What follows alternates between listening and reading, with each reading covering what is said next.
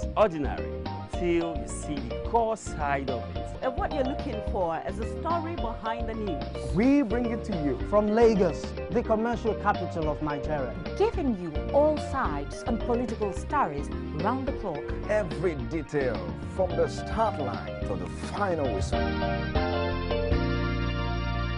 CoreTV News, expanding your view.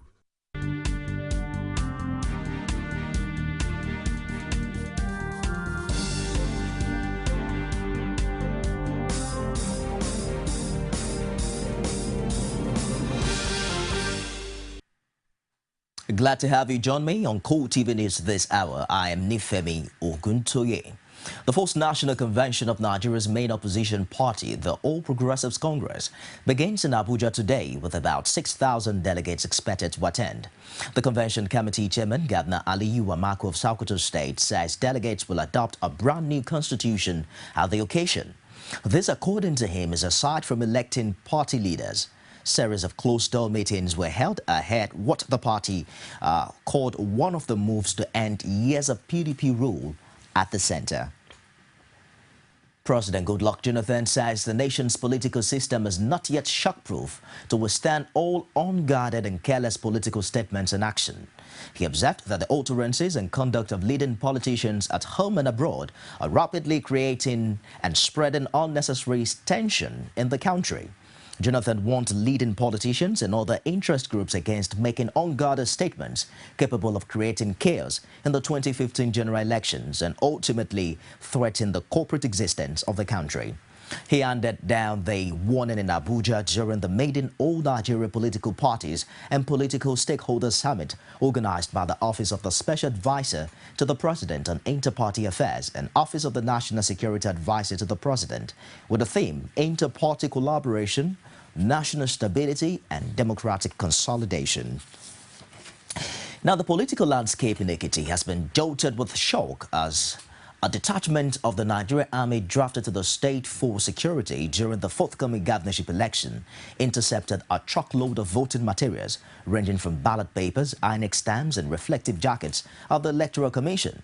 This nearly led to another fistcuff as relevant agencies trade blames and name-calling over the discovery. Rashid was there and he filed in this report. Leader of the Nigerian Army Detachment Team, Ali Momo, says the truck was intercepted on its way out of Ekiti State. You have this as INEC stamp, and you have this as stamps that is currently in use. And what is curious about this issue is that you cannot claim that 2014 stamp is a waste material, is it? Yeah. So here we are. But then we have a limit to this issue. I'm saying this because my colleagues, the state security services, they are here, who will determine where this device before you originated from and the destination. Olufemi Ose, one of the people in the truck, explains that they were contracted to transport the materials from INEC office in Ado-Ekiti to Ogba in Lagos State for delivery. And that man, I get the load. The person in print that will be, I don't know the person in print that will be. But the only thing that they can't give me will be say, Nama will be done ready. But from the INEC office in Ekiti, you loaded this thing? Yes. When did you start loading? Now, this one, they start loading. Where is that? We have to carry it to where? Lagos. Lagos? Yes. Where in Lagos? For Ogba site. Where in Ogba? For if I reach Ogba, that woman see me can call you. That number woman deal with me, yes. Okay. Still in Ekiti, where governorship election is due on the 24th of June, Rashid met with the former governor of Ondo State, Bamidele Olumilua, who spoke on what June 12 stands for and the lessons for the forthcoming poll. The report. With the declaration of June 12 as public holiday in the states controlled by the All Progressives Congress, Ekiti State inclusive, the city of Ado was serene as all corporate and government institutions were closed down. Having in mind the importance of June 12, 1993, a short trip to Ikere Ekiti, the home country of the former governor of Ondo State under the Social Democratic Party, SDP, Bamidele Ishola Olumilua, was inevitable. Olumilua spoke on his lifelong view of the annulled June 12 election. June 12 is significant in many more ways than we can express in one day. In our march to government of the people, by the people, for the people, which is called democracy, we reach a peak, a point where the people believe that irrespective of your tribe, ethnic and religious faith or whatever else, there are people who are worthy to be supported. And for the first time in this nation, we had a candidate from the West who was supported all over the country.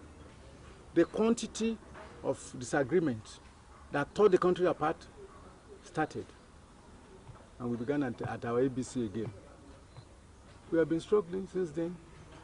They are saying this party is corrupt. This party is the one who nominated this man. This party has reigned for so long, we should change. And the controversies have reigned since then.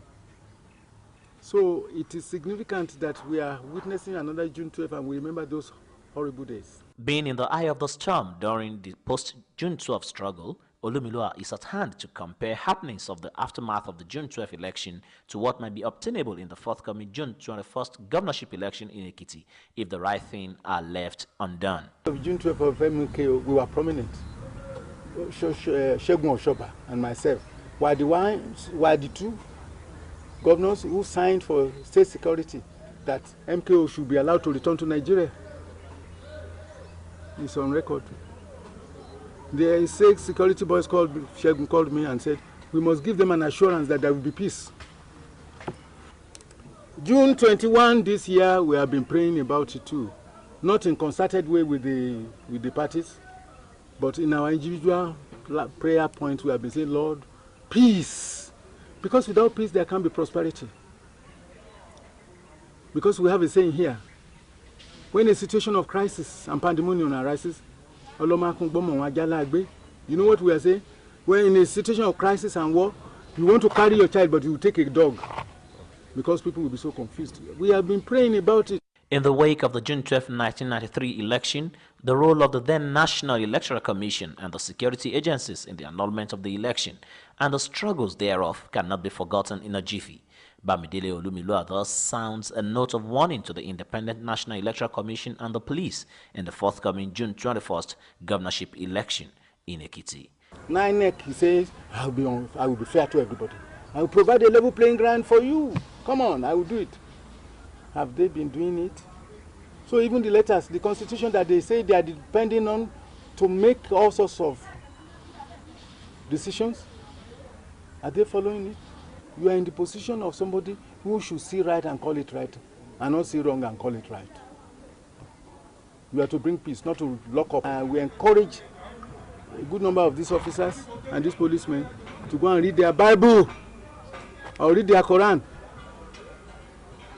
so that they may know that the fear of God will overcome everything. So they should be just, they should be free, they should be fair, they should not be on the back of anybody because they are giving money. June 12 is no doubt a symbolic day in the political life of Nigeria. Ekiti on June 21 is having another date with history, which is in every line like that of the June 12, except that the June 12 elections is national and that of the June 21st is only in Ekiti. All other indices to make it successful or otherwise like June 12 are the same. Rashid, CoreTV News, Ikere Ekiti. Meanwhile, the bustling atmosphere that normally characterized the home of the Abiolas when the head of the family was alive has completely disappeared.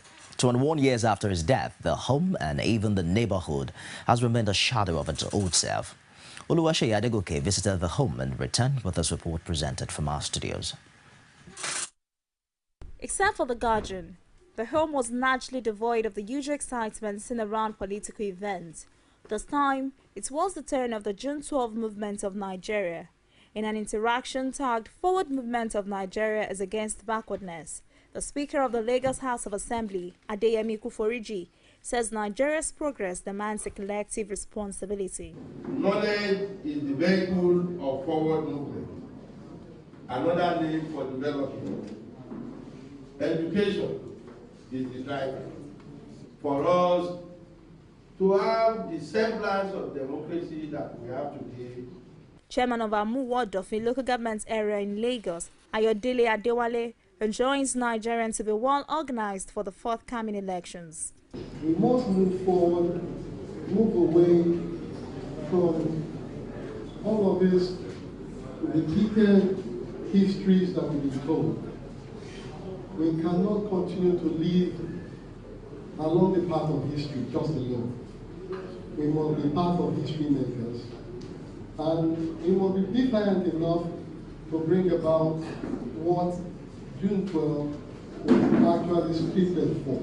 The late M.K. Abiola's daughter, Efset, described her father as a great Nigerian patriot who wished a Nigeria of everyone's dream. That we have to learn the lesson that we have within Nigeria, leaders who are ready to sacrifice for Nigeria, who believe in a greater Nigeria, not in their own self-interest. And we should try to put those kinds of leaders in authority, in power, so that Nigeria can be the Nigeria we all hope for. The Guardian charged Nigerians to carry on the spirit of hope towards the forthcoming general elections.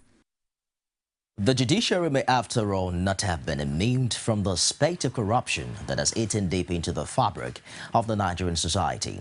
Now, who else could be in the best position to know than a prominent member of the bar, Itse Sage? A seasoned constitutional lawyer, senior advocate of Nigeria and professor of law, Sage did not mince words when they reviewed in an exclusive interview with CoreTV News the huge sum of money, mostly in hard currencies, being offered Nigerian judges at all levels. A lot of judges have been influenced by, first, by money,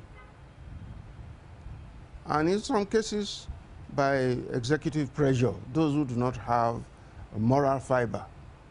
And a lot have succumbed to the blandishments of money. And I must say, the sums involved are huge. Sums that will be sufficient for anybody for many lifetimes have been paid. At times, we're talking of millions of dollars in some cases. And so people have not, some judges have not been able to resist this. And this is at all levels, although the worst cases occurred at the High Court, and all those judges, or some of them, were removed. There are cases in the High Court and, of course, the Supreme Court. But the higher they go, the more difficult it is for anything to be done about them. He, however, expresses hope that the seemingly deteriorating situation could be salvaged by the present Chief Justice of Nigeria, Aluma Mukhtar. There are no sacred cows, as far as she's concerned, from what I've seen so far. And I think her presence, her determination will be a restraint on this orientation, and those who are not restrained will probably suffer the consequences. Details of the interaction with Sage will come your way in our weekly program, Judiciary Today. We'll take a break now to bring you more stories on CoreTV News. Don't go away.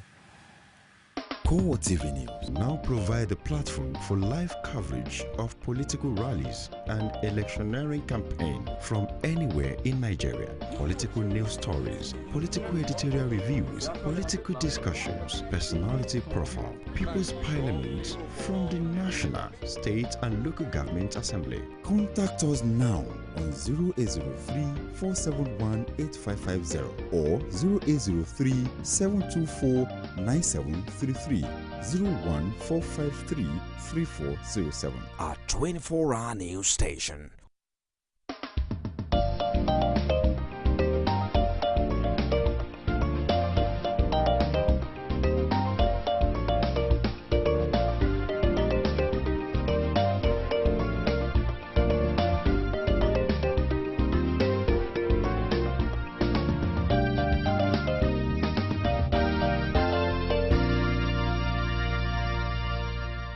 CoreTV News, expanding your view.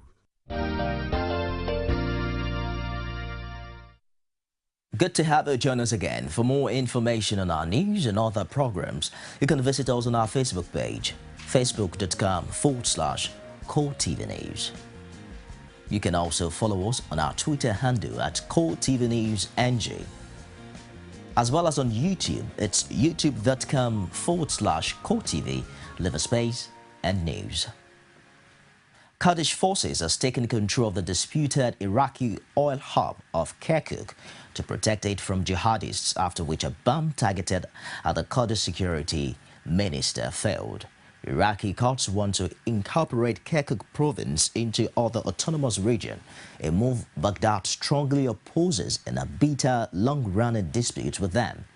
Jafar Mustafa, the Kurdish minister responsible for the Peshmerga, was targeted in a bombing as he returned from visiting units southwest of Kirkuk city. Mustafa survived, but the roadside bomb killed a Peshmerga fighter.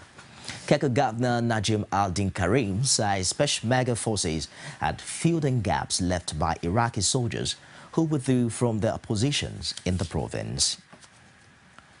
And that's a wrap on CoreTV News this hour. Do join us again at the top of the hour for more stories. I am Nifemi Okuntoye. Thanks for being there.